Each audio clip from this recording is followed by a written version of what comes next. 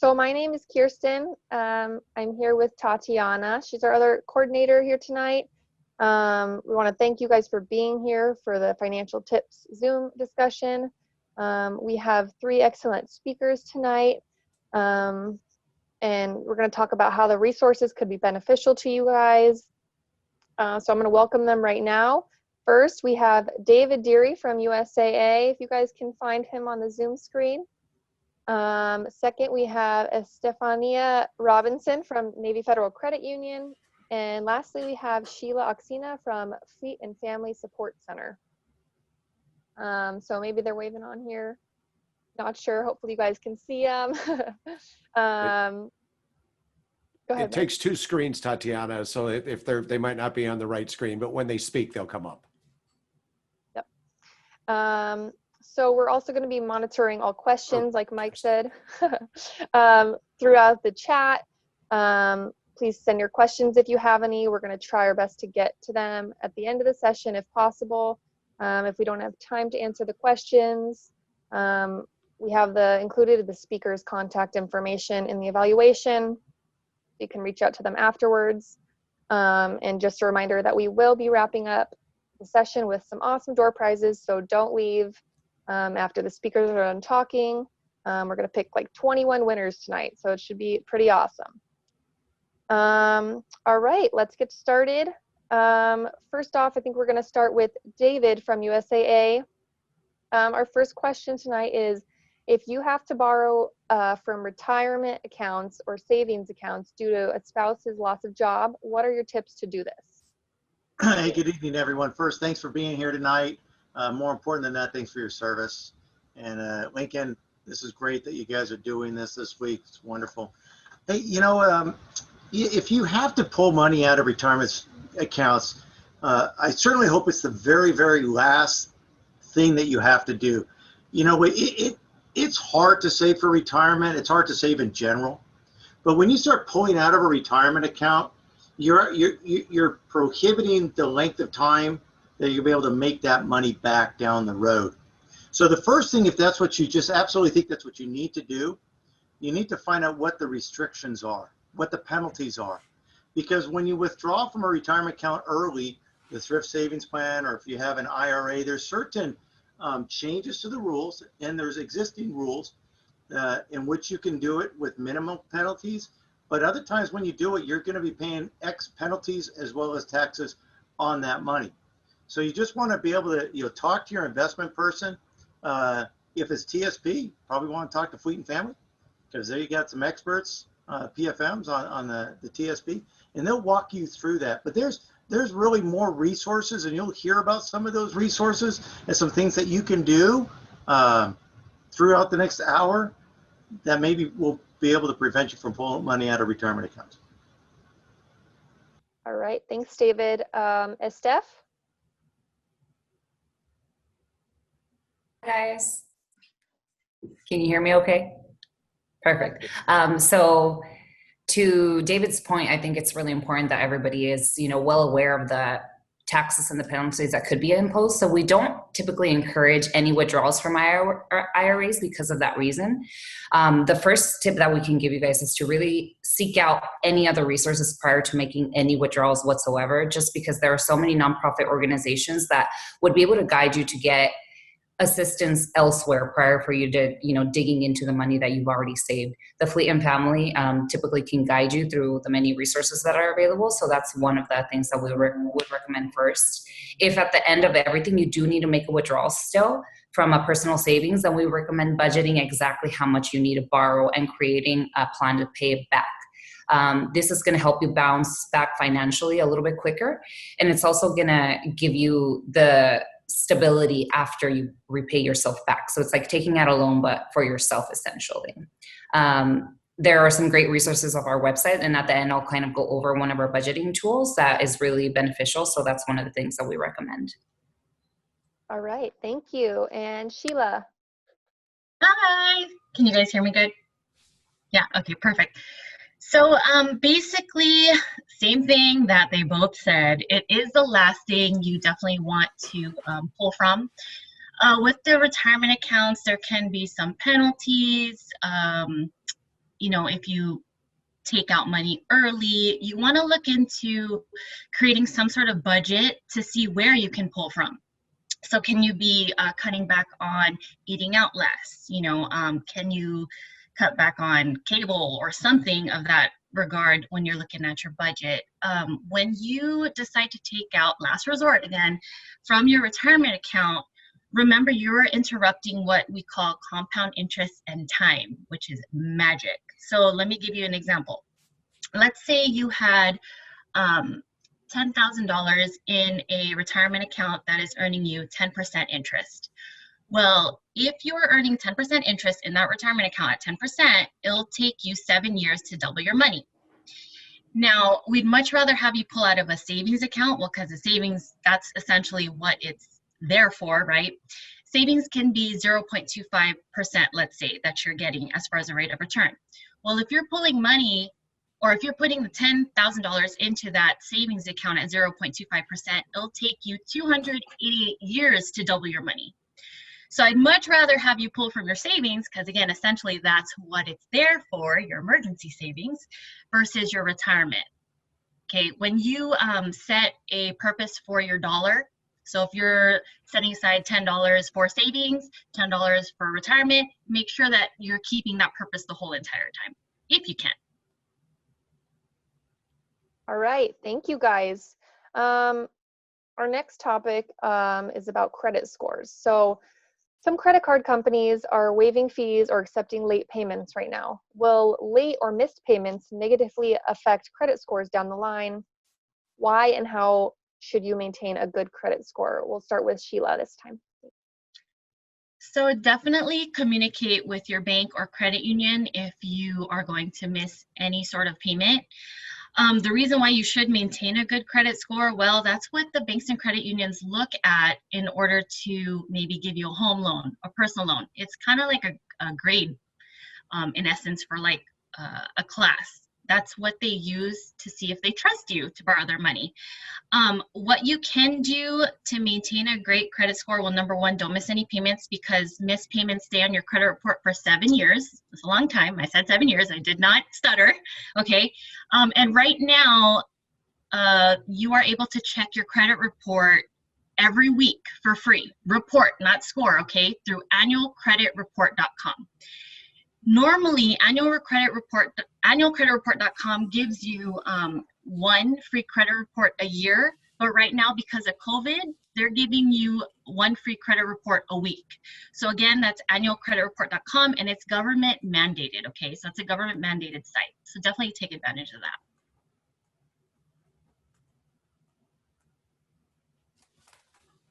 All right, sorry, I was muted. Steph. There. Okay, so Sheila makes a really good point. While most financial institutions are offering some sort of assistance and waiving fees, accepting late payments due to the pandemic, and sometimes for other reasons, it's really, really crucial that you let us know in advance, because if we don't know that you've been affected by such things, we are just going to assume that your payments are late. So the first thing is to contact your financial institution and then let them know, because likely there's going to be a lot of flexibility in making some sort of payment arrangements, and that prevents from these late payments being reported to their credit bureaus at all. So COVID or pre-COVID, post-COVID, it doesn't matter. If you're in whatever situation, then my first recommendation is to let us know, and we'll, at any means that we're able to, we'll go ahead and walk you through and assist you through setting up those arrangements. Again, like Sheila said, maintaining a good credit score is really important, because it impacts your financial stability and your power. So by what we mean by power is, if you want to buy a car but you don't have the cash on hand, then a good credit score gives you the power to ask for that money so that we can lend it to you and you can go buy your car even if you don't have it on hand. A really easy way to maintain a good credit score is to keep your credit card balances as low as possible. So just because you have, for example, $5,000 of credit available on a credit card, you don't necessarily want to spend the $5,000 every month. You want to keep your balances as low as possible. And we always recommend keeping them at 30% or lower if you can. And if you can, it's even better to just pay it off in full, because you're not going to be paying any interest. So that's obviously going to help you with saving money down the line as well. Awesome, thank you. David, do you have any extra tips? Yeah, just reiterate communication, absolutely. And when it comes to late payments, the one nice thing, not nice, but it doesn't last as long. Late payments, oftentimes, as you get back to normal, they will drop off a little quicker than like a bankruptcy and stuff like that. So, but it's always great to avoid, and the best way to do that is to communicate, like they said. The other thing is, there was another thing I forgot, and if I remember, I'll put it in chat. So that's it. Sounds good. Thank you. We'll start with you, David, for that next question. So did you have, this is for all the military families, but did you have emergency funds set aside to use during the pandemic? Were you prepared? What are some helpful tips to help you build a savings nest? Yeah, I'll tell you, emergency funds are critical, and it couldn't be more obvious than now in this pandemic. And if you don't know, they say, the experts would say, you want 3 to 6 months of your living expenses set aside in case of an emergency. And, if you don't know how much that is, just start with $1,000 and then move up from there. When you get your tax return, it's a great time. Take your tax return and make that your emergency fund. And it's an emergency for a reason. It doesn't mean that you use it to fund the Starbucks card. You put it in a account separate from everything else, labeled emergency fund. I know people that'll have their main account with USAA, and they'll have an emergency fund and a whole other financial institution just to make it difficult for them. But it becomes part of your budget. In the military, we work out first thing in the morning, because if we don't get our workout in later in the day, it becomes overcome by event. Well, putting money aside for the emergency fund comes out the top. That's the first thing you do when you budget. You don't wait to see what's left over, because if you wait for what's left over, you won't have anything remaining. And I'll drive this point home a little further here. I believe starting this month, the federal government has says that you will not be paying Social Security for the rest of this year. Okay? So that money is coming into your paycheck, but you're going to be paying it back in January. So it's not free money. So that increase isn't going to be, oh, that gives me more money for Christmas. It's a debt that you're going to have to pay back next year. So what are you going to do with that money? Are you going to save it so it's available next year so that you can complement it? Or what's going to happen if you get it, you spend it, and now you're paying it back and you didn't adjust your budget? Thank you, David. Estef, do you have any extra information about the emergency funds? I'll just piggyback off what David said. He makes a really good point. It's important to have emergency funds for not just COVID, but just everyday life in general. And we do typically recommend that you save at least 3 months worth of living expenses, or your income. So obviously this is hard to kind of like gauge if you're new to finance, or if you don't really know how to create a budget. And so I was going to hold off on this until the end, but Mike, if you don't mind bringing up my first document, please. Navy Federal and other financial institutions have a number of different tools that can help you understand what your personal budget is and what you can set aside at the end of each month. And so one of the tools that we wanted to share with you is going to be our budget tool. And this one actually gives you a run through of the things that typically usually are going to be saving for. So obviously here you see there's budgeting for the home, budgeting for paying off debt, regular expenses, and etc. So if you go to the next screen, on here you can actually map out how much you are taking in, so your income, versus how much you're spending. So if you have 2 jobs, for example, you have income 1, income 2. If it's a dual home income, you can do like your income and then your spouse's income. And then you want to go ahead and start with how much you are expecting to spend for that month, and then how much you actually spent for that month, because sometimes that's different. I think with food, so personal expenses, it's like the most common thing. People usually say, oh, I'm only going to spend $100, in the month. And at the end of the month, they've spent $250. So it's way over budget, right? So that lets you know, like, hey, I need to cut back in this area, or I need to adjust other areas so that I can better budget next month. And at the end of your numbers, you will basically have a better view of what you can set aside for savings. So this is just a really nice tool. If you're not comfortable navigating this alone, you could always visit one of your resource centers.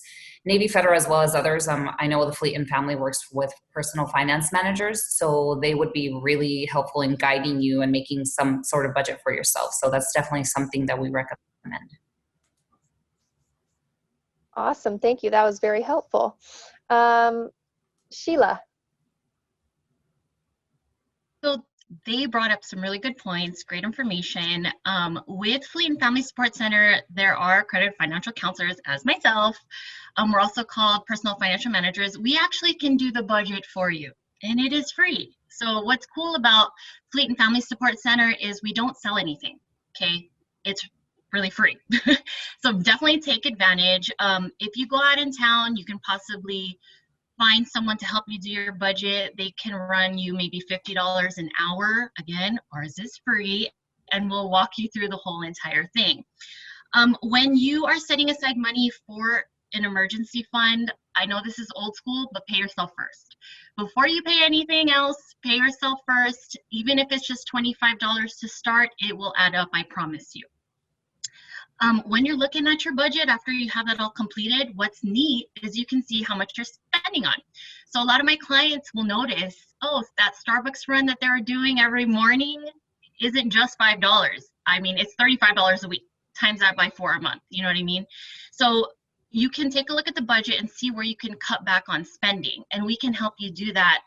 I know because of COVID, a lot of folks are like, well, how can I talk to somebody in regards to making a budget, creating that? Well, Fleet and Family Support Center is still open. We are virtual, but we are taking appointments. So we do everything either, not through Zoom, but virtually, where we can see your face, or we can do it over the phone. And we usually leave about an hour and a half when we do our counseling sessions. And you can ask us any questions during that time. It's very personable, and it is confidential. So none of your information gets shared with your command. Even when your spouses come in or family that comes in, well, you're gonna be calling, but any information that we talk about is confidential and it's free. So definitely take advantage of Fleet and Family.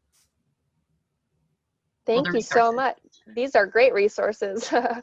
All right, we'll start with you, Sheila, again for this one. So with staying home more during this time, is there an opportunity to pay your debt, and what tips do you have to successfully do that? Absolutely, a great opportunity to pay your debt. Now think about it. Most of us are not driving to work. So that right there in itself should be saving you some money on gas, right? So you can be putting away that money that you would be saving on gas to pay off debt. With the budget that we create for you with Fleet and Family, we do have PowerPay. Well, it's kind of like powerpay.org, where it teaches you how to snowball your debt and how to pay that off faster. So you can pretty much look at also opportunity costs. So think about, okay, if I'm having this meal with my wife, husband, and it costs us $80, okay, for a meal for two.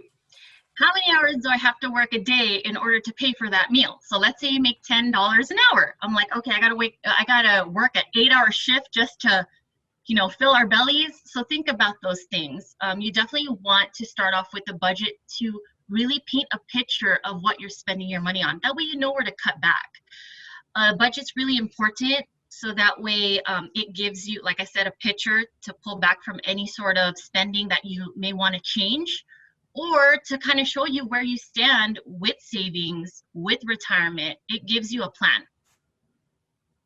Right, great. Steph, do you have anything to add to that?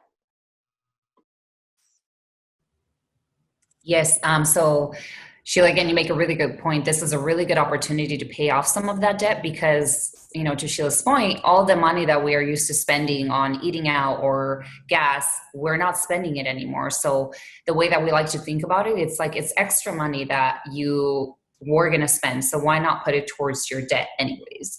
Aside from all the great points that Sheila made, however, I do want to mention that in times like these, a lot of people want to go and refinance or pay off debt with other lenders or other loans. And so one thing that I want to give you all as a tip is to be really, really careful with the rates that you are paying, because a lot of the times, we see people come in trying to refinance personal loans, consolidation loans that they received, externally.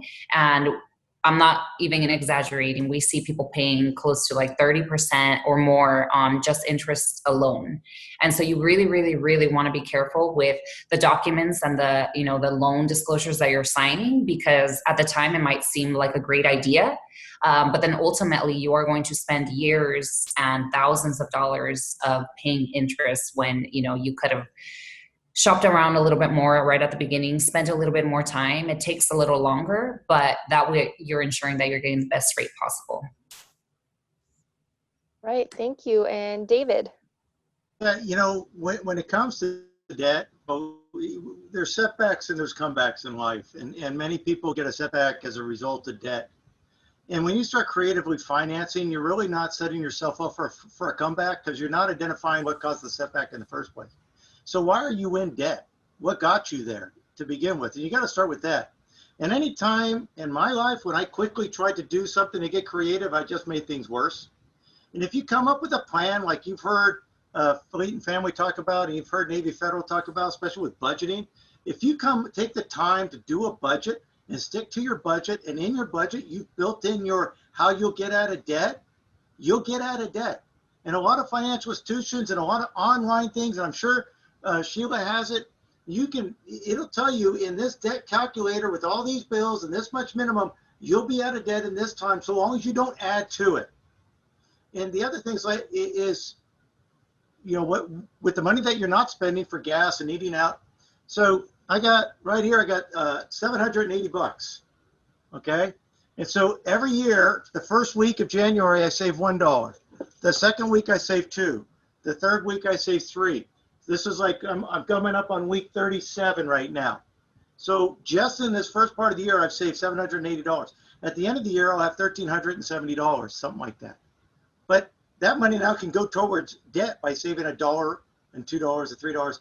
That works the same way, right? It doesn't take a lot. You just got to be consistent over time and don't add to it. All right, thank you, David. That's a good tip. I'm going to start saving $1 every day. All right, so during the pandemic, this question's for you, David. Family members have been thinking about going back to school. What are some tips you can provide on student loans? Yeah, so whether it's for you or for your children, you know, there's a lot of grants. There are, I won't say there's a lot, but there are grants that are available. Fleet and Family, I'm sure, can direct you to some. You Google search. Aviation community has grants. Submarine community, surface community has grants. The Yellow Ribbon program that different schools offer. 9/11 GI Bill, which changes from time to time, but that's it.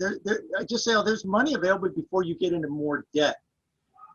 When you get into student loan debt, please take the time to get some education on the type of student loan and your requirements.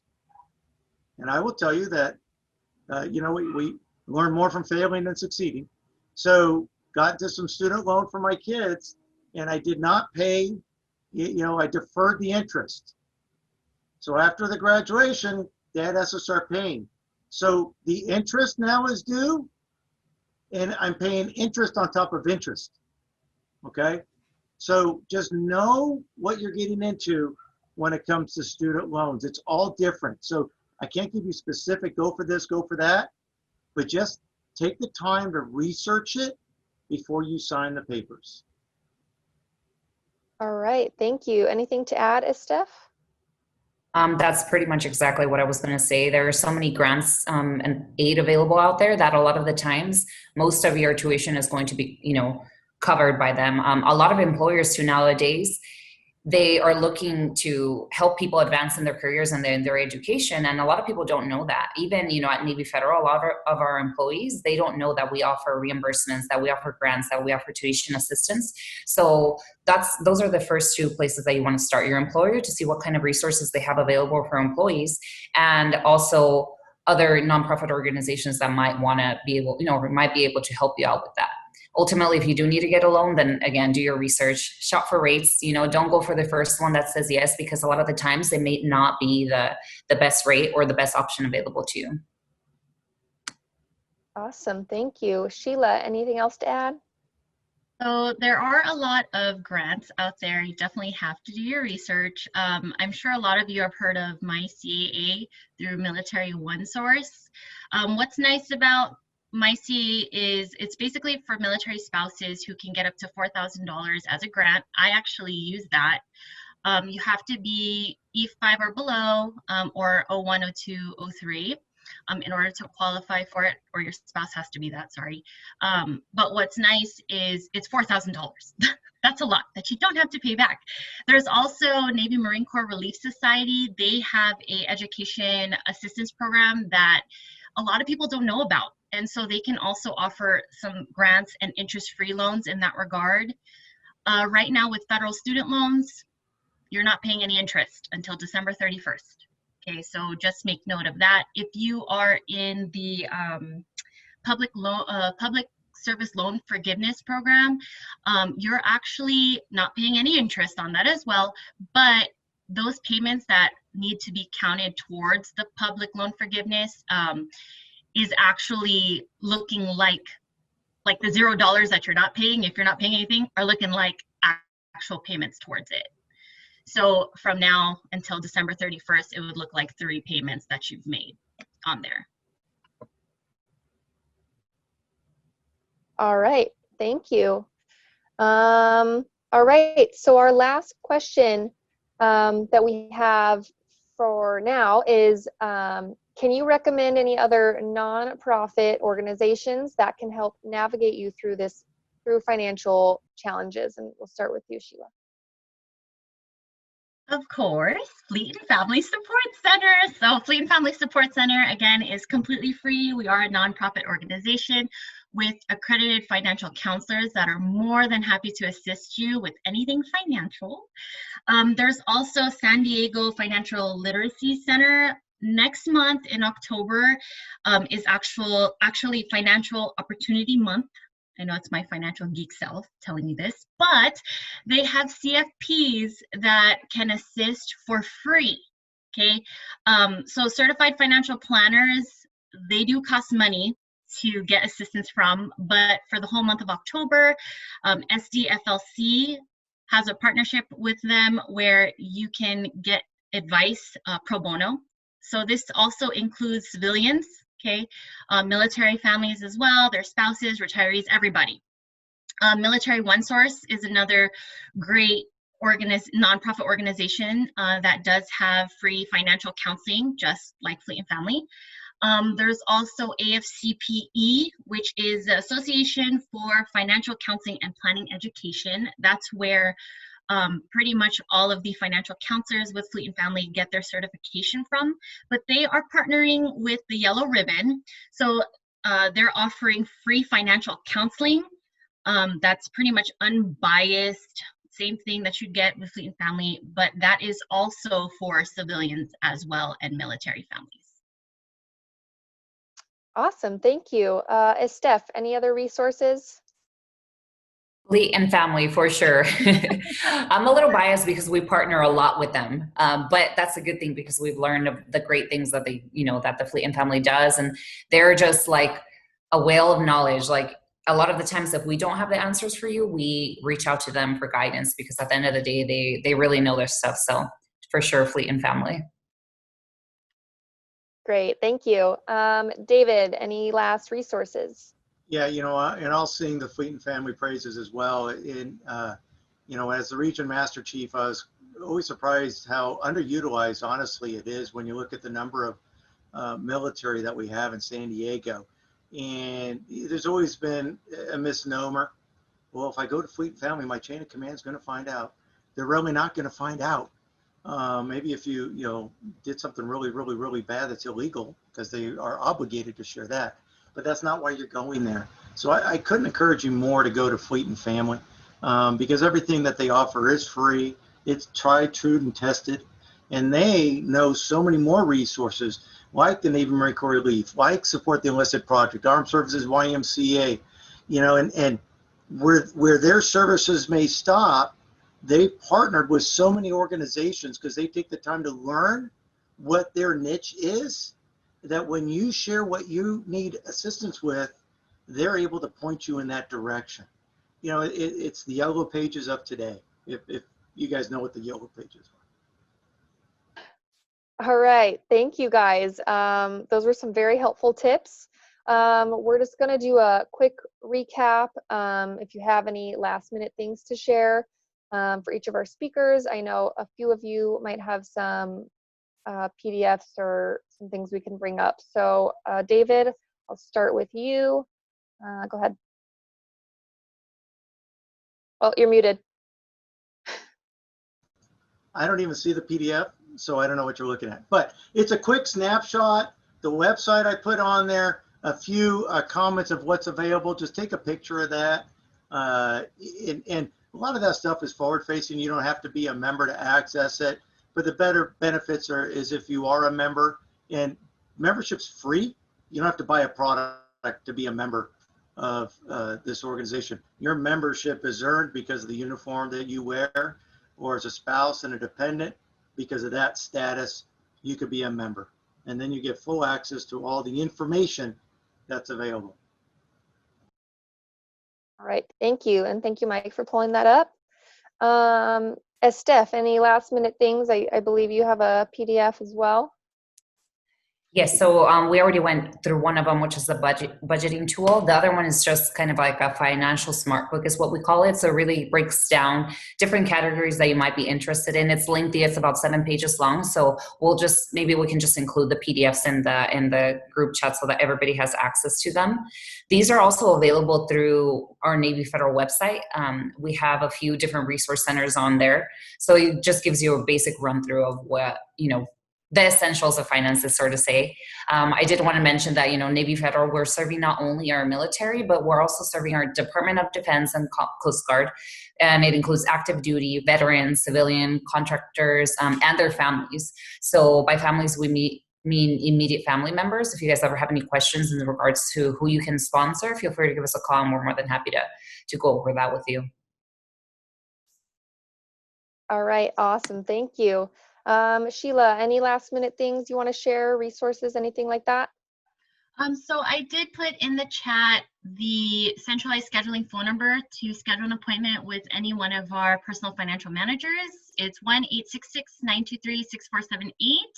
And then I also included the Navy Life Southwest or SW.com for the schedule of financial classes. So again, even though Fleet and Family Support Center is technically not, closed per se, we're really not closed. We're open. So we are doing financial counseling via phone or via, I guess, FaceTime. I don't know what to call it, Zoom kind of thing. And we also do financial classes. So we typically have maybe 2 to 3 financial classes a month, maybe even more. So if you were to request for like a certain subject, maybe home buying or banking, financial services, any of those things, we can definitely assist in going to any commands and doing those financial briefs. Or even if that's something you want to talk about, we can definitely set up a one-on-one counseling session for that as well. All right, thank you guys for all the information. For everyone on here, don't leave yet. We'll do a quick Q&A if we have any. Okay. Yeah, well, first of all, I want to thank all the speakers tonight. Thank you so much for being here. You guys were great. David, thank you so much for your help with the chat. David actually answered the majority of questions, but there are a couple that unfortunately couldn't be answered. So maybe we can try to answer a couple more questions. So one of the questions were any advice on how to get out of timeshare? Anybody wants to jump in and answer this one? Legal. Base legal to see if they can look at your contract to see if they can find something to get you out of that. Perfect, thank you. Also, we have another question. Is there a reason as you pay stuff off your credit scores and going up, sometimes even going down? So when you're paying off your credit card, why the score goes down at times? So there are a lot of factors to that, a lot of factors with your credit score going up and down, to be honest. Even if you're paying things off, it's basically going to go up and down because stuff falls off all the time, like what David mentioned earlier. If you want, you can schedule an appointment with a financial counselor and we can actually pull your credit for free. And what I mean by that is we have educator codes to pull your actual credit report with this credit score, because the credit score is not free, for all 3 credit reporting agencies, Equifax, TransUnion, and Experian. And we can go over your whole credit profile and see how we can assist you in fixing that. Perfect, Sheila. Thank you so much. I have one more question here. So I created a UTMA account for my child. When the gains are large enough to be taxable, how do I go about paying the taxes? Do I pay for it myself as a custodian, or can I withdraw to pay the taxes? So that question needs to be reverted to a tax planner. So at Fleet and Family, we aren't tax planners, sorry. So you actually have to seek tax advice from whoever does your taxes. Thank you so much. I think we covered the majority of questions. If you have any last minute questions that you want to ask your speakers, please go ahead and type them now. And then right after that, we actually going to get into the prize drawing part, where we have some winners. Here, I see one question here. How can I be eligible for loan forgiveness on student loans? So for student loan forgiveness, you have to have at least 10 years of public service and 120 on-time payments. And Trisha, my colleague, actually put in the consumerfinance.gov website at the bottom. So if you visit that website, it's going to give you step-by-step on how to see if you're eligible for the student loan forgiveness program. Thanks, Trish. Great. And there is one more, actually 2 more. One is any mortgage loan advice. Yeah, I don't know. On that? Yeah.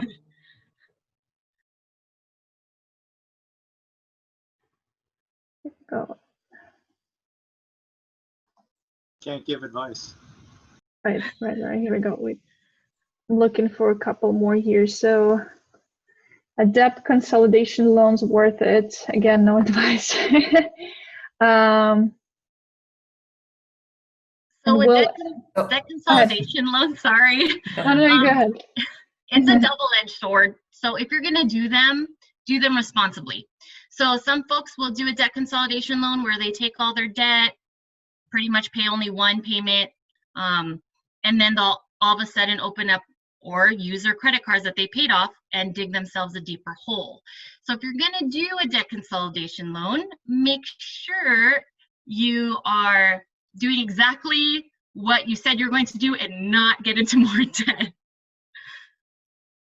Great. Stefan, there is one question for you. Will maybe Federal match mortgage loan rates? Okay, perfect. So I want to just touch base on what Sheila mentioned about the debt consolidation loans first. She makes a really good point, because sometimes we get a lot of people that, want to consolidate the debt and then they get declined because, they already did it once and then now they have this massive consolidation loan. And on top of that, they had 5 or more credit cards they want to add to that. So a lot of the times people will recommend that you close a credit card so that you don't use it again. We don't necessarily recommend that because that does impact your credit score and it's good to have for actual emergencies. But to Sheila's point, it's really important that you do budget for that. So if you're going to pay off the credit card, then make sure that you only use it for emergencies so that you're not just like digging yourself deeper in the hole. As far as the mortgage question, so Navy Federal does not match mortgage rates. Our mortgages are updated pretty much on a weekly basis, the rates, I'm sorry. And so they're always going to be based off what you are eligible for. And with that being said, there's always going to be discount points where you can pay a percentage so that your rate can be a little bit lower. So it really just all depends on your budget and your credit score. For that, we do recommend that you see a specialist. So we have a lot of mortgage loan officers, loan originators that can address those questions at a deeper level. Oh, I almost forgot to mention, sorry, you just reminded me, with the debt consolidation loans, if you have SCRA on any of your credit cards, so that's where you don't get charged more than 6% of interest for any debts that you got prior to service, that can mess that up. So if you have, let's say, credit cards with the SCRA at 6% and you're doing a consolidation loan and the consolidation loan you get approved for is at 10% and you accept that, you're messing up your whole interest rate percentage because now you're losing the 6%. Thank you all again for being here with us tonight. Kirsten, do you want to add anything? Yeah, thank you, Tatiana. We would just like to thank everybody for attending the Zoom session tonight. On behalf of everybody at Lincoln Military Housing, stay safe and healthy, and we look forward to seeing you at all of our future events.